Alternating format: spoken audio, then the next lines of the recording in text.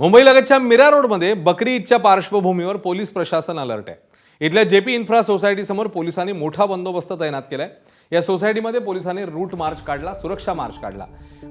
बकरी ईदच्या पार्श्वभूमीवर जनावरांच्या प्रवेशावर निर्बंध घालण्यात आले। या सोसायटीच्या गेटवरही बाउन्सर्स तैनात आहेत। ईदच्या काळात परिसरात कायदा आणि सुव्यवस्था अबाधित राहावी, कोणताही वाद निर्माण होऊ नये यासाठी पोलिसांनी आधीपासूनच खबरदारीचा उपाय सुरू केलाय।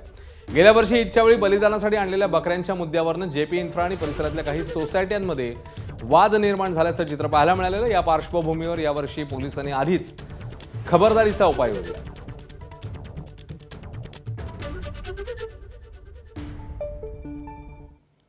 तर मंत्री प्रताप सरनाईक यांनी ईदच्या दिवशी सूचनांचं पालन करावं असं आवाहन केलंय।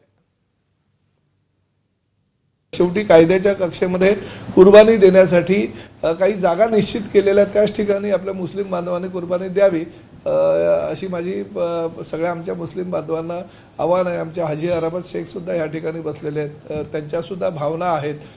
काही ठिकाणी अतिरेक होतो, तो अतिरेक होता कामा नये।